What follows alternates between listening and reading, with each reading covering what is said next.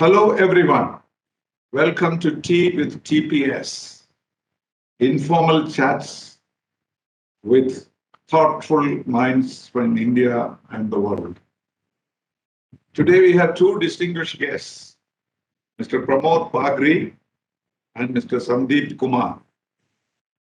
What brings them together is that they have jointly authored a book on the finest financial minds in India. So they are bringing to this program not just two of them, but six financial wizards in the corporate world. They themselves belong to the corporate world. Mr. Bagri is a chartered accountant and data analytic professional, worked in different corporate bodies. And Mr. Sandeep Kumar is a founder and CEO of a private investment platform.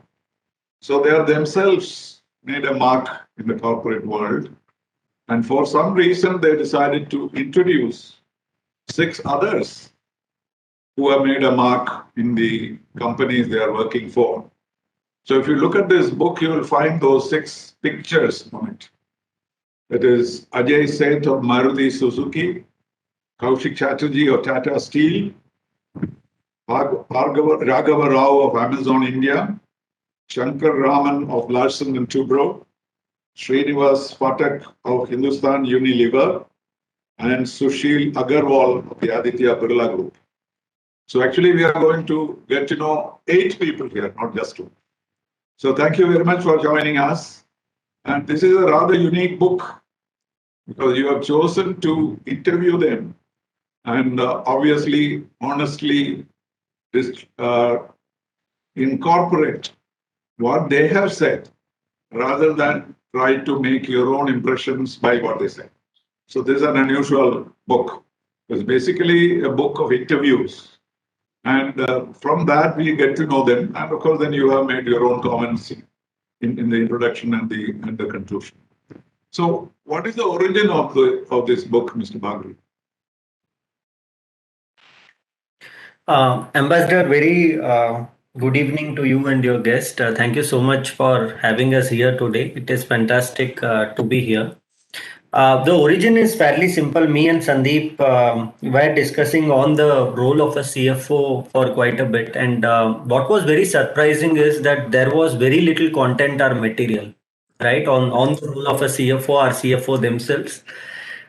If you think about it, there are so many finance students who graduate out, right? I mean, are people who aspire to be finance professionals, right? Are there are young finance professionals, right? There are CFOs or much smaller companies? Are there are different stakeholder who deal with CFO? Rarely will you find anybody who doesn't deal with a CFO. And yet there was very little material on the CFO themselves. Right. So what used to happen was, me and Sandeep chanced upon this conversation, and we then thought, why not, find out and put a book together on the life journey of these CFOs if there are lessons that we can take out of it.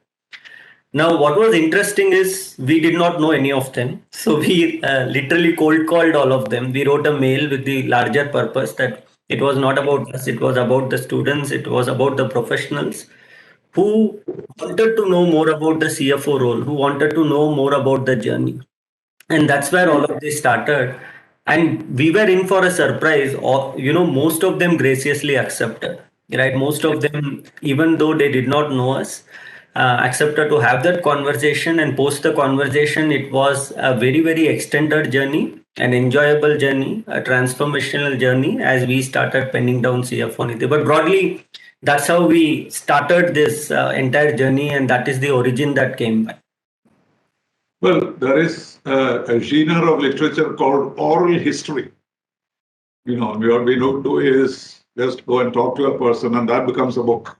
The Forest Service is very common, very senior officers who have not written their autobiographies. I have written my own, so somebody will come to me for oral history. But we do that. I have done myself with my senior colleagues because there are a lot of things that one could record, and they were not writing it, and therefore, but in speaking, they were more forthcoming. And so we have a series of that. That's what I was reminded about. Sandeep, how did you choose the people? Do you go by the companies, because these are all companies very well known, household names. So did you go by that, or did you go by the reputation of these individuals? So we had 2, 3 criteria in mind when we started looking for the right set of people to interview.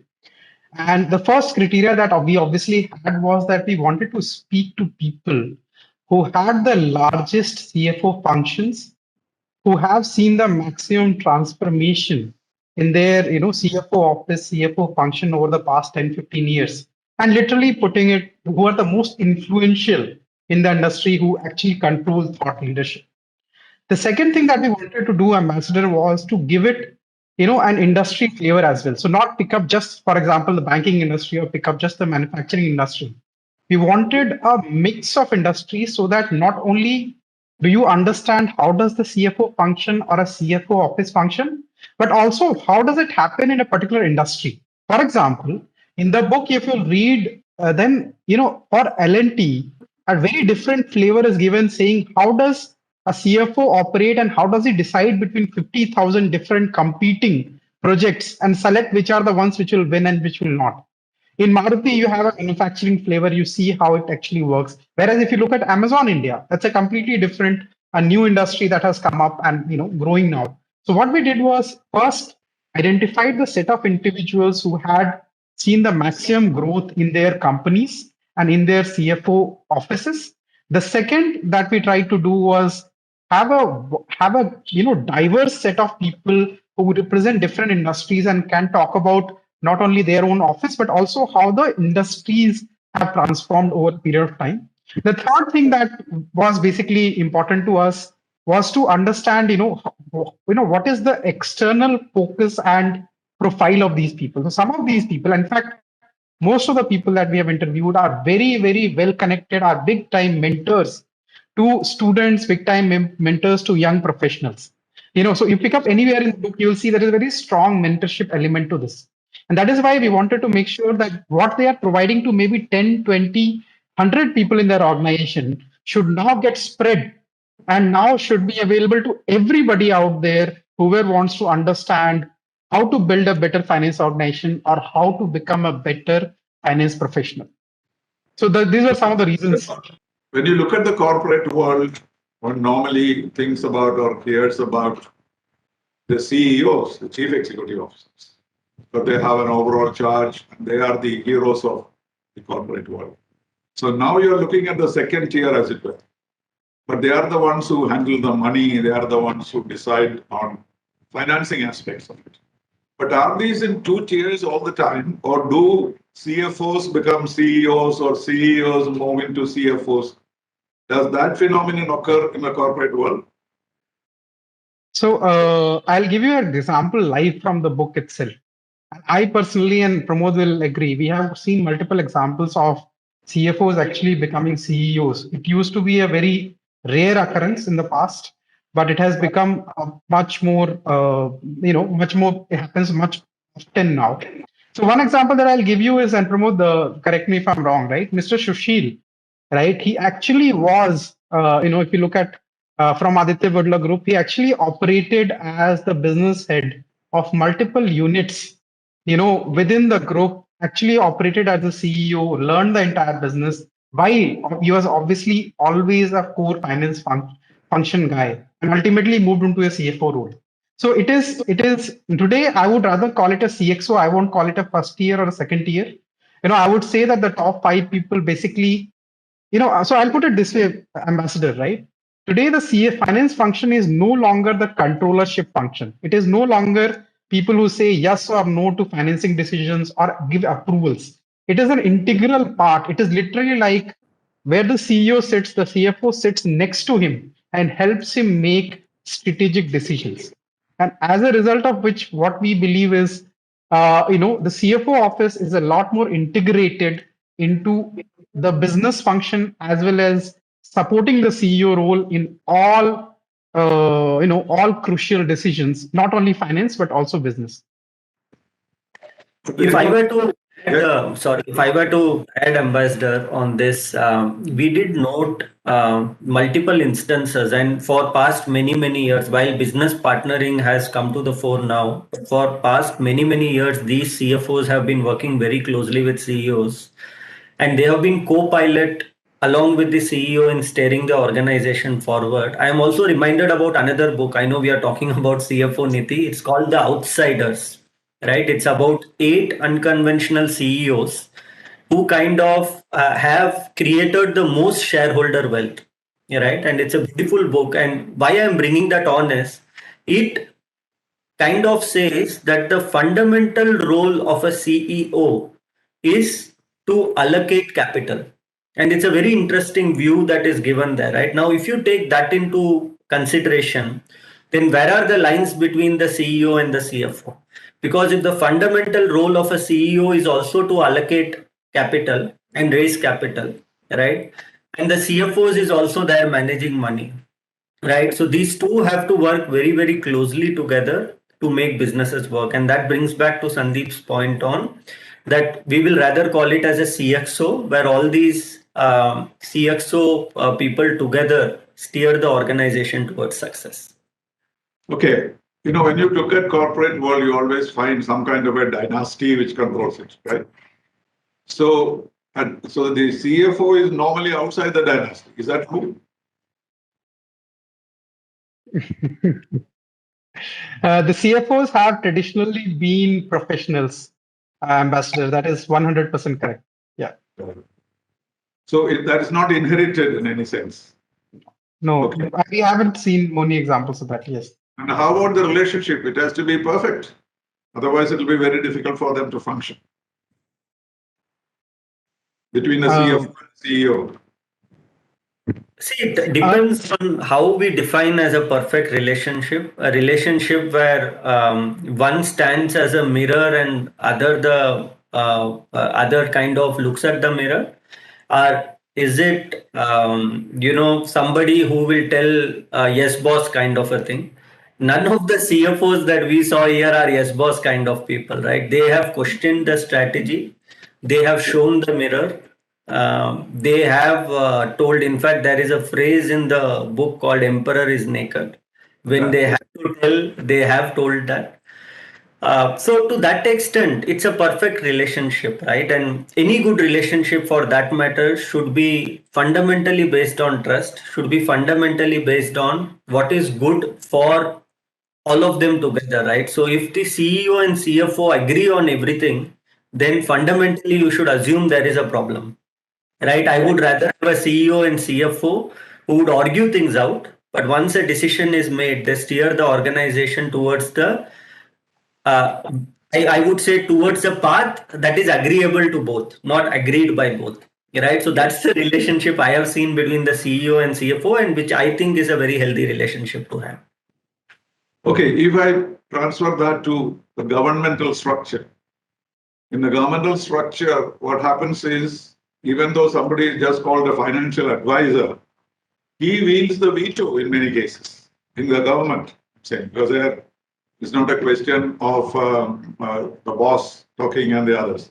And therefore, the financial officer or so-called financial advisor becomes the kind of guardian of the rules and regulations.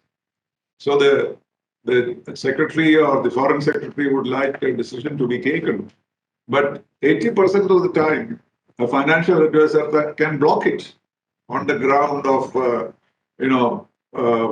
availability of funds, for example. That is the biggest. And secondly, suitability, or can say that this is not functionally required. So does it happen in the corporate world also that the financial person wields more power, as it were, in decision making? The CFO. Go ahead.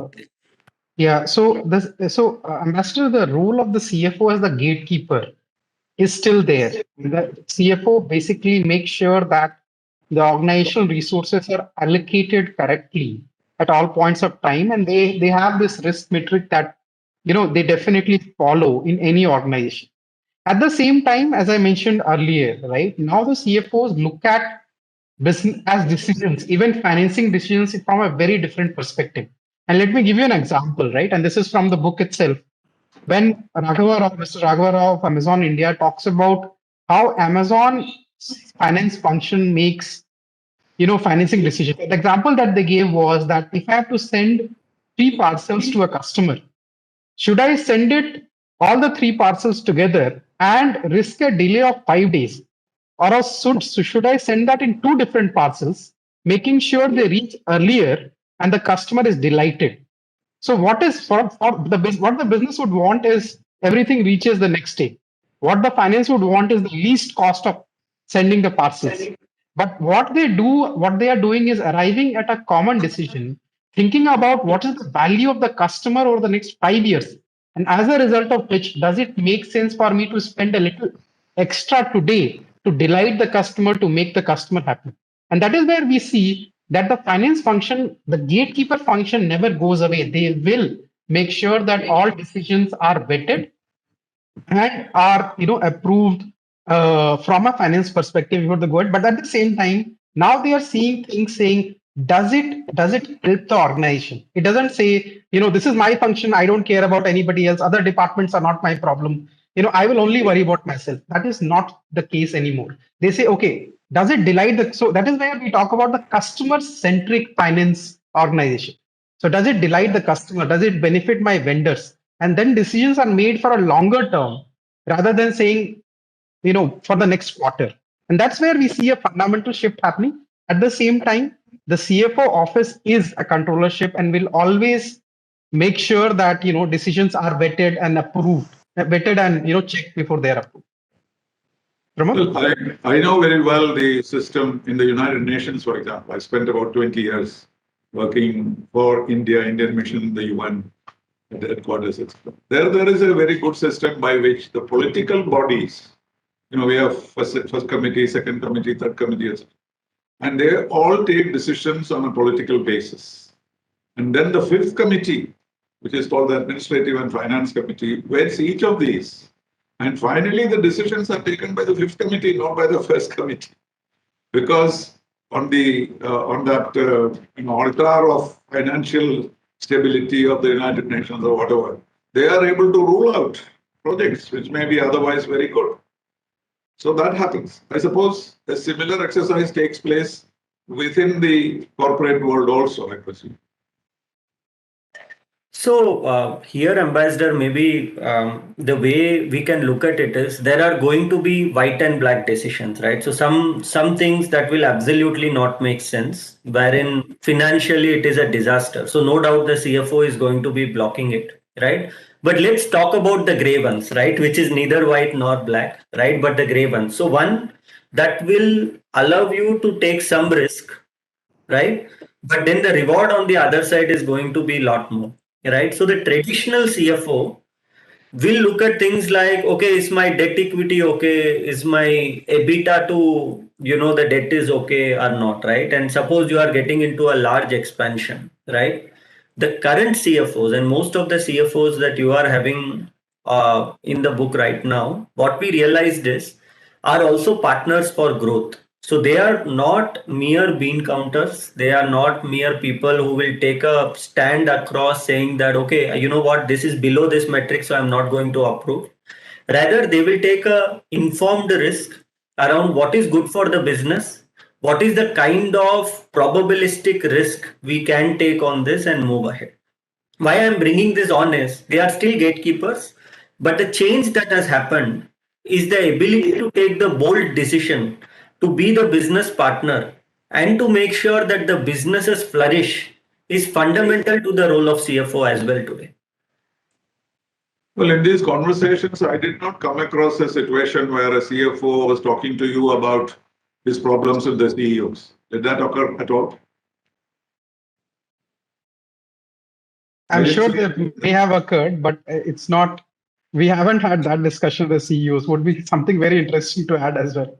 So, if you look at one of the conversations here, Ambassador, and this also brings the a lesson on corporate governance. So, Sushil Agarwal, who is the CFO of Aditya Birla Group, was in a room, and what really happened was he saw Mr. Birla having a conversation with Mr. BK Birla, right? And that was on the pulp prices. So what used to happen is Mr. Aditya Vikram Birla used to manage one part of the business for his shareholder, and the other part was managed by Mr. BK Birla, who used to own businesses that used to supply the pulp. Right. So one was the buyer of pulp, another was the seller of pulp, but all is in the family. Right. But what happened is he was standing there, and all both of them were kind of negotiating the price in a very hard way. It will look as if a vendor and a customer is negotiating hard, right? And then Mr. Agarwal questioned Mr. Birla, saying that, I mean, why are you doing all this? At the end of the day, it's all in the family, right? I mean, why would you do all of this, right? And what he answers is that, at the end of the day, I am working for my shareholders and he is working for his shareholders, right? And and so both of us are very different. So it's not that these people don't go ahead and question. These are brought out in very subtle ways in across the book, right? There are many more instances that happens, right? Many more stories that are there as we read through this book, where there is the CEO and CFO taking an informed call on something which is gray in nature, as I explained, not white and black there. Okay, among these six, what did you see as a common factor? How do you identify a good CFO? What are the qualities that you look for? And what is it that you found among these six people? So I'll take a couple of points, and Pramod, you pick up a couple of points, right? There are 5, 6 things that we see were common among the people that we interviewed. So one thing which is, and this I'll start with this because it is more tangible, right? One thing that we saw was very early, very early on in their lives, they had a very strong affiliation to very strong liking for numbers, right? When I say numbers, it's basically, they loved making sure that, they love working with numbers. They actually got attached to finance, before college. They had a very strong attachment. And the second thing we saw was that, once they got into this field, they were able to very quickly excel. Academically, they are able to very quickly excel and, become what they like to call as the top 0.01% in any particular area of expertise. And their area, so one is that all of them love numbers and are have played in early on in their life, have played roles which are related to cash, which are related to basic core finance functions. So that was one thing that we noticed across all of them. The second thing that we noticed across all of them, and this is more an intangible and more an attitude thing, is that all these CFOs have, very actively sought out new roles, uncomfortable roles, new challenges, and then taking them on. So you talk about, whether you go from Mr. Ajay Say to actively took up, new projects, new business transformation projects, which had a high risk of failure, right? Or to someone like Srinivas, who took up the entire GST transformation during his first 100 days as a CFO. What we see is that these people are not comfortable with the status quo, right? They're like, if I'm doing something and there's nothing wrong, there is something wrong, right? So as they say, be comfortable with uncomfortableness. And we saw that all of them have actively gone out and said, what is new? What can I pick up now? And how can I help, create something which I have never known about? So new roles, always an acceptance towards new roles, and not too much calculativeness when it comes to saying, what is it that I'm going to do next? Their intent was, okay, looks fine, looks great, let me jump in, I will learn along the way. Pramod? Maybe I'll touch upon few of the behavioral aspects. Sandeep talked about the roles that had an early seat at the table. They took new roles and all of it. One thing we commonly noted among all of them was the humane aspect, ambassador. Right, so they were high on projects which had high human connect. Right, they would put people to ease immediately. They knew how to hire talent, retain talent very well. Right, so that was certainly one of the primary things that stood out. In fact, when me and Sandeep went to interview these CFOs, they would put us to ease in flat 2 to 3 minutes, right? And we would get a high positivity dose as we came out. So they are very good with people, right? And they used to work on projects with high people impact. The second was, and it is somewhere connected to the Goldilocks principle that Sandeep talked about, being uncomfortable with comfort. That they are lifelong learners, right? It's not that once they have become CFO, they have took a chair back and said, let the people do the work. Even today, if you see Ajay Seth or Kaushik, they are still working on things like ESG, which is a completely new area. Our integrated financial reporting, which is completely a new area, right? So all the CFOs are, lifelong learners. They are very curious. Even now, when we have a conversation with them, they are very keen to know what is the new thing in the market. What can they read? They are prolific readers. By the way, they consume, knowledge is very different, but they are prolific readers. But let me tell you one very critical aspect, and that will tie back to the conversation we had earlier, Ambassador. There are two kinds of finance people who are possible, right? One is a controller kind of a finance people who will kind of sit and control and kind of say that this is right and this is wrong and this is white and this is black. We have in the government. Yeah. Controlling system. The second is the business partner kind of a finance, folks who would come and say that, what, these are the risks if we go ahead with this, and these are the rewards that come. Do we want to take this risk reward? Let us discuss as a business, right? And they are very deep into the industry. So if you look at Ajay Seth, he has been in the automobile industry nearly forever. If you look at Kaushik, he has been in the steel industry forever. If you look at Raghava and Srini, they have been into the FMCG industry forever, right? So they also have deep knowledge of the industry that they have chosen, right? And they are able to partner with the businesses a lot better. So the finance folks who have taken the second route, right, which who have not that they have left the the controllership part, but also embraced the business partnering part, they have gone on to become CFOs of the organization. So that's one of the the common threads we saw across the CFOs as well. Yes, I saw in your final chapter what are called final thoughts. There is this aspect already covered, sense that you identify how they love conversation. There are some features, personal engagement and high positivity. I just underlined these things, being very human, deeply in action. These are all the words that you have caught from their conduct, their behavior, and so on. So obviously there are very common qualities in them.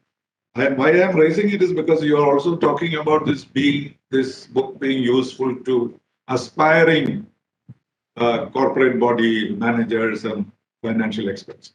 So this might be a useful aspect of your book that youngsters who are aspiring to do this, they're able to catch on to these qualities.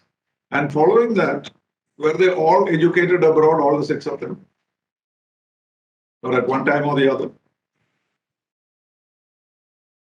I think none of them have been educated abroad. They have all been educated in India. And they may have. And the backgrounds, middle class, lower middle class, upper middle class. What is the? From what Pramod, correct me if I'm wrong. Very humble backgrounds. Very very humble backgrounds. Like lower middle class or middle class. Yeah, so middle class family, middle class ethos that comes across very, very, very strongly. So as Srinivas mentions in his, statement, he says that I am from middle class family, and HUL has a very strong middle class ethos, built into the organization as well. So yes, they did not have, none of them. Let's put it this way: none of them had a silver spoon, upbringing. They have all struggled at early stages of their career, and that I think actually adds to the fact and is a result that they are so humble and so forthright in their work as well as their discussions today. Pramod, do you agree with that? I would agree with that. The one thing commonly they understood in life was that having a good education and working hard was the ticket to success, right? And maybe that is true. And All these are pretty subjective definition in my mind. In fact, what is a middle class and what is an upper class? So to that extent, all of them could afford an education. All of them were comfortable that way, but they also knew that if they were to really succeed and be big time in their life, they had to kind of rely on education and hard work, and that comes through in multiple interviews. In fact, in the entire life journey section, they start with how their upbringing was, what are the values, some anecdotal things on why that values stuck with them, and how they applied those values later in life, right? And all of those we can call as middle class ethos that exist for sure. But that may not be something to do with their economic situation, but the manner of thought or the upbringing that was done for them. And how about basic education? Were they all in science, technology, or art subjects? Again, I'm thinking of the aspirants. What is the background of all these people? If you want to be a financial expert, you have to be an accountant, or you can do anything else and then train yourself for it. What is your assessment? Either of you. So they have been very, very engaged with numbers. Five of them are chartered accountants. One is a engineer and MBA. So they have been intensely into numbers. If you don't like numbers, maybe you may not end up liking finance. But anybody who likes numbers, whether as an engineer or a finance graduate, may turn out to be a very successful finance guy. But my other, and it has not come out in the book, but through the other interactions that I have had with multiple CFOs, what I have got to see is that your initial education has a lot of bearing for you to enter into a field, but not on how you grow in the field, right? So there are quite a few examples who could have entered as technologists, but later on may end up as a CFO. As I said, because CFO's role is also to understand the business well, right? So there you would see a lot of these business folks who would mature into a CFO and then run the businesses very, very successfully, and the vice versa, right? So there are many, many CFOs or many, many finance folks, so called, in the country who have ended up in their creative life, who have gone to, even being movie directors, producers. So I think the early education has a bearing, but it will not be a certain path to a particular thing you may mature into future. Just one thing to add here, Ambassador, is, till 12th, at least till 12th standard, none of them had this inkling saying, okay, I'm going to become a chartered accountant or I'm going to go into finance, right? So all of this, the initial years of their life, they are very, very different, areas, maybe focused on science or commerce or something else. And, at some stage during college, or immediately after college, they realized, they got into finance, they realized that they really liked it, and then they took it up. So, there is a diversity when it comes to early years of education, but when it after that, some sort of an advanced degree in finance, whether it is a chartered accountancy or whether it is an MBA in finance, is definitely a common theme across all the same. Well, if you look at the CEOs in the United States, many of them Indians, heading very important, very big corporations. Yeah. Initially, it was felt that they all had to be engineers or mathematicians, etc. But now that has changed considerably. Many philosophers and economics of course is understandable. But even someone who has done history or politics, assuming these positions. So, Yeah. generalist chief, maybe if he has a good specialist CFO, that may be the best the just best combination. I get that feeling. Is that so?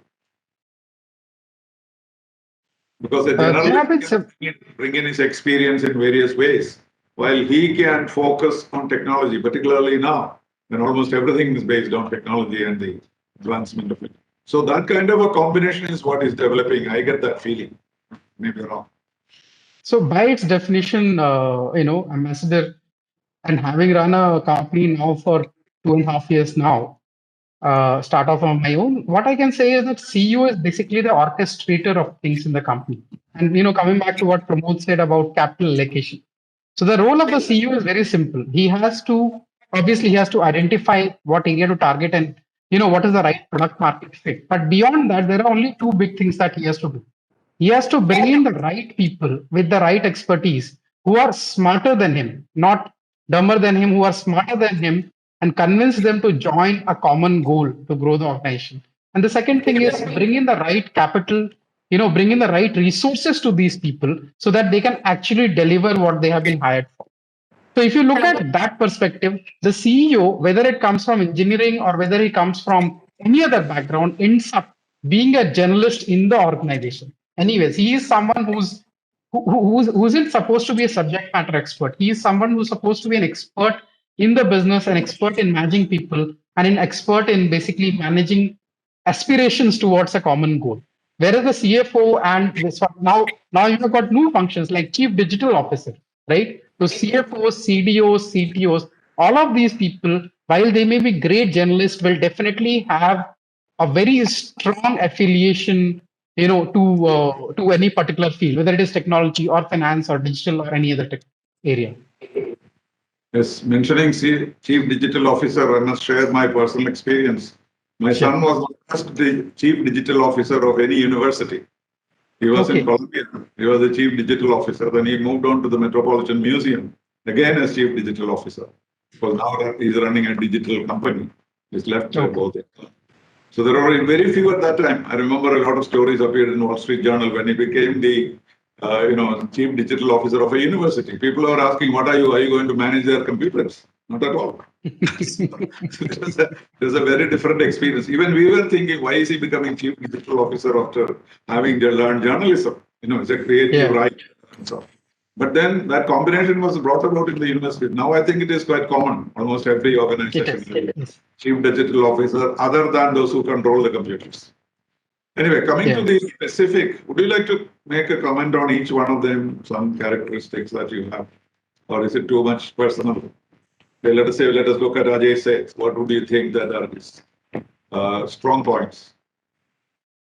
So the one statement I will make for Ajay Seth is, what he says, simplicity brings wealth, right? So if you look at Maruti Suzuki, if you look at him as a person, if you look at the entire organization per se, Maruti Suzuki is all about, dedication towards work, dedication towards excellence with absolutely zero show off, right? So if you step in, for example, when we went in and we tried to meet Mr. Ajay Seth, he was literally sitting right where everybody else sits. There's no huge cabin. There are no, set of secretaries, none of that, right? So, and it is right next to the factory floor. Everything is clean, everything is pristine, but there is absolutely no show off anywhere. And he said that, the philosophy of simplicity is basically the basic creator of wealth. And I think that reflects his personality as well as the personality of the organization. Pramod, you want to take the next one? Kaushik of Tata Steel.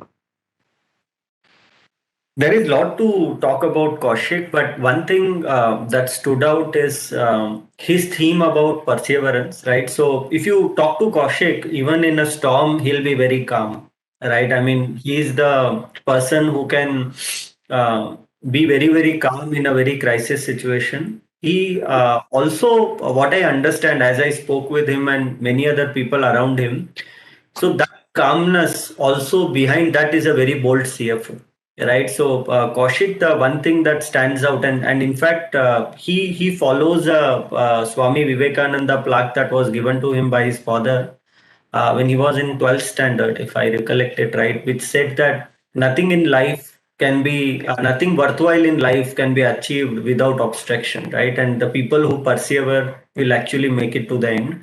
And that kind of stands out very, very clearly, right? His perseverance, that feeling maybe brings that calm leadership that is there with Kaushik.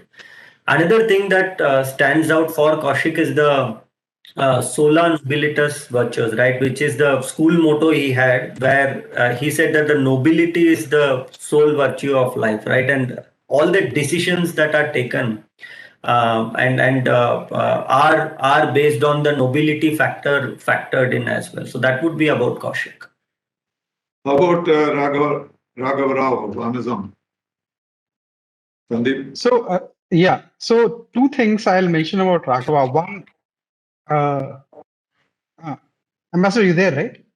Yes. Hello? Okay. I can hear you. So, two things I would love to mention about Raghava. One, which I was personally very, very impressed with, is that Raghava is a person who does his homework and does his homework to the nth degree. He's always prepared. He's very hardworking and is always prepared, even for a discussion like ours, which was an informal discussion, and he didn't really have to do anything, talk to us. We remember that he prepared. He made sure that he had answers to the questions. So I found that Raghava does a lot of homework and is he's always very, very well prepared for any situation, right? And that one of the other CFOs from L&T mentioned that when you go out hunting for a deer, to be prepared as if you are going to go out hunting a lion, right? So I found that Raghava is very, very, very well prepared at all times, for any situation. And the second thing that I found very unique, and I think this is also basically the Amazon, maybe the Amazon culture, right? Which basically is business decisions, financial decisions, everything. It's all driven by common sense, right? And what he talks about, the various principles, philosophies that he talks about that he derives from, that the organization runs, are all, he says, you basically sit down, you get together, talk about what is right by common sense, and things basically flow out. You make the right decisions. So I think these are some of the very important things that we took away from his discussion. Okay, how about Shankar Raman, Larsen & Toubro?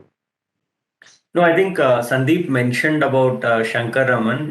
One is the preparedness, right? So he goes by the motto. If I remember, it was given by Mr. Nayak to him, that when you are out to hunt a deer, prepare for a tiger hunt, right? So that was the motto that was given. But apart from one thing we found was the respect that he gives when anybody approaches, and that the humane aspect of it, right? We still recollect when we went for the interview, he did not have the mobile with him, right? And the mobile was, and you have to imagine that he's a CFO of a large company, and many days later we found out that he was also in between a very large transaction, right? In spite of that, he did not have the mobile with him.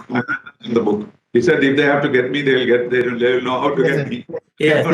And yeah, more importantly, he told that I have given this time to you, so I want to make sure that that time is for you, unless there is a real emergency where they can actually find me out, right? And that reflects on everything he does, right? The human aspect of it is very, very important for Mr. Shankaram.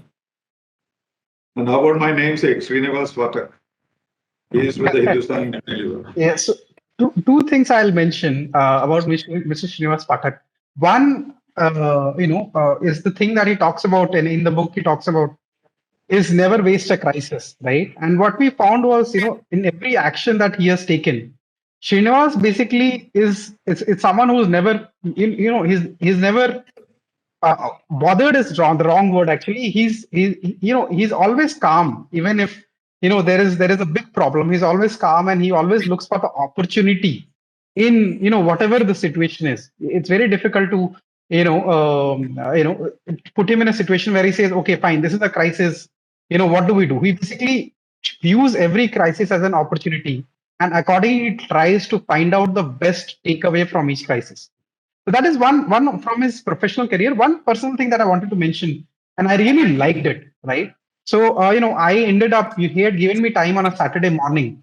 So I ended up traveling and going from Delhi to Mumbai to meet him, and he was running a high fever, on that day. And HUL office is closed on Saturday. So in the entire office, there was just the guard, Srinivas, and me, running a high fever. And I told him, you could have told me, and I would have waited for Sunday or something else. He said, I gave you time. You came all the way from Delhi. I needed to make sure that we have this discussion. And just like Mr. Shankar Raman, these people, despite the fact that Sandeep Kumar for them wasn't somebody they knew or somebody they had to do something for, but they still give that respect, saying that okay, this person is doing something worthwhile, and this person has taken the pains to try and meet me. So they will give you that time, they will give you that respect. And I think that's extremely important, given that they're in very senior positions. And we have seen, by the way, Ambassador, we have seen that in CEOs as well. Both of us have personally worked with a lot of CEOs the higher a person is, the more humble he is, and which is a very big takeaway. And everybody, people, we see that even middle-aged managers, middle-level managers, we develop big egos, and we believe that having seen these CFOs, CEOs, and CFOs, the only one lesson that we have is, more senior you become, the more humble you should become. Right. How about Sushil Agarwal? Nitya Birla?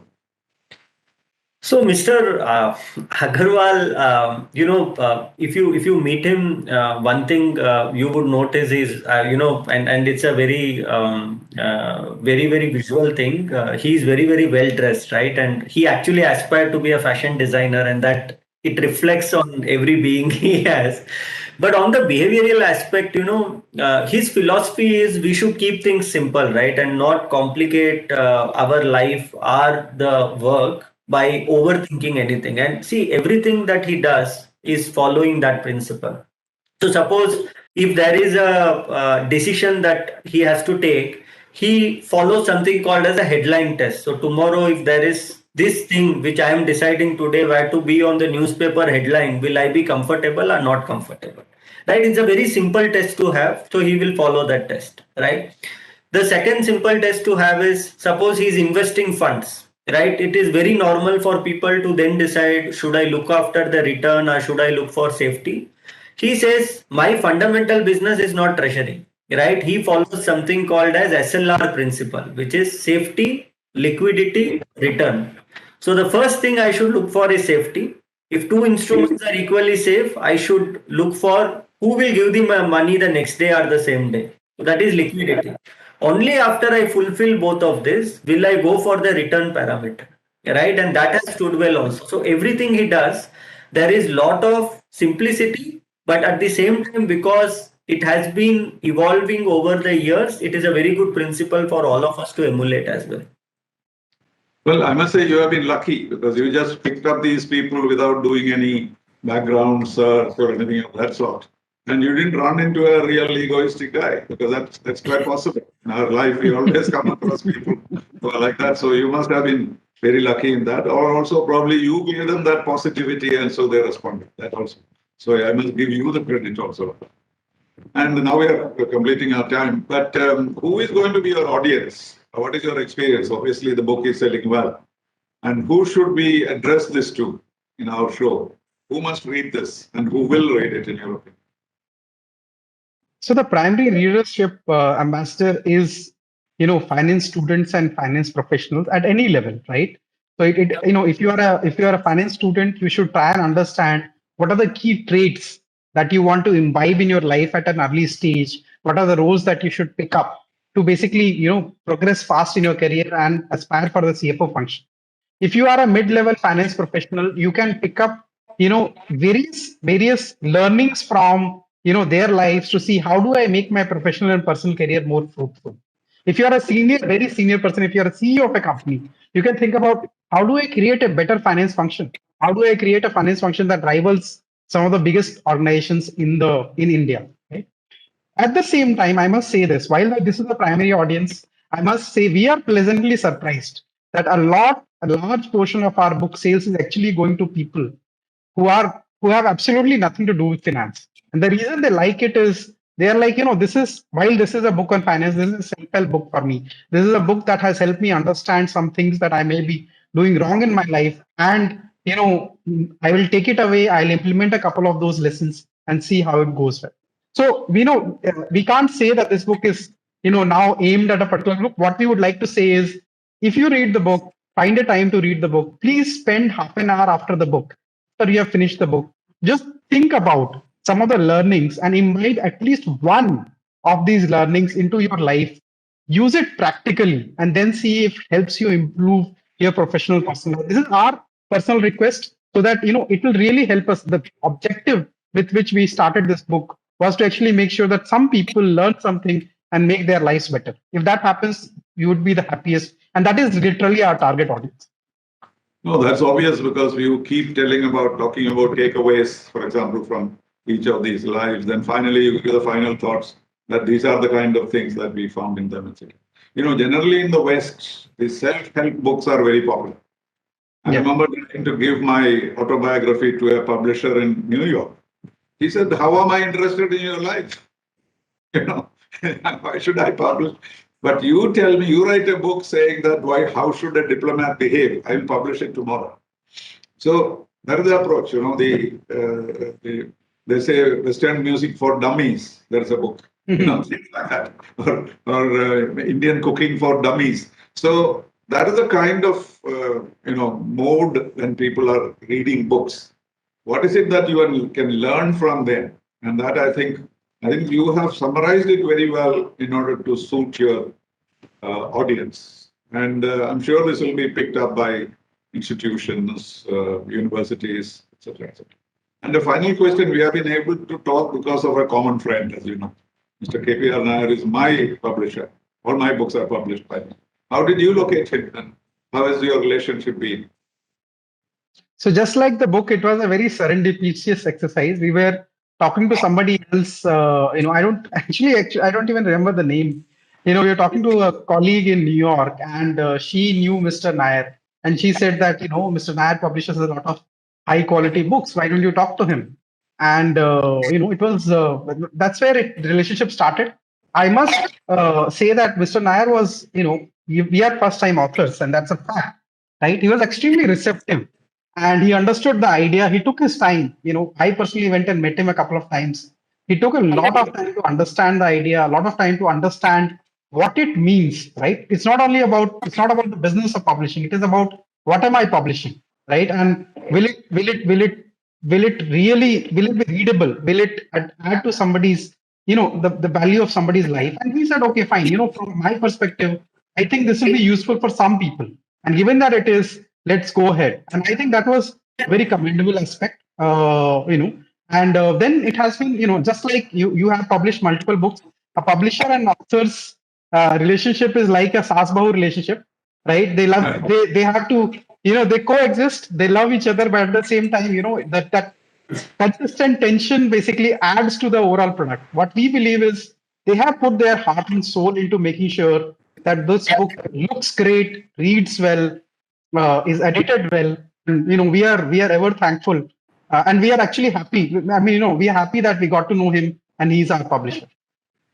And he has very long experience, and he has dealt with a large number of people of all walks of life. My own boss in New York, Ambassador Garakhan's book, he published. That's how I met him. Ambassador Garakhan said, "You're going to go to KPM." So that's how we started. But I found this receptivity in him. And also, even after all these years, he's willing to try out new things, new authors, new people, and, and gives you ideas about. So what do you say, Kumar? You have I agree with Sandeep. Mr. Nair has been instrumental in making sure this books comes out in the shape it has come out today. I also agree with the Sas-Bahu relationship because he has his point of view. He wants the book to be the best form it can be. But at the same time, he's not very pushy that only my thought should remain, right? So he is also receptive to the idea of the authors, which many publisher may or may not have that, right? So he will also give you your creative space to voice out what you would like to look into the book.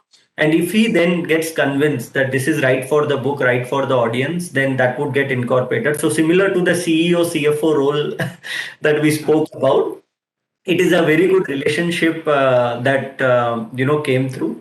In fact, if you look through the book, there are very subtle aspects that are there. So if you look at and if you go through I'm sure you have gone through Ambassador the entire process. The color pages are in different parts of the book and not at one part. So that complicates the entire printing process.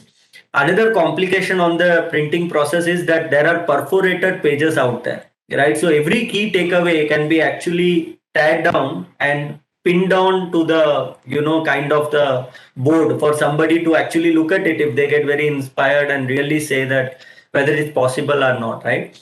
And when we came with this idea, I would imagine a normal publisher will tell, "Yaar, kyun headache lete ho? Why are you doing all of this? Let's keep it simple. Let's put all photo at one place." But he was not like that. He understood that what was the true intent of it.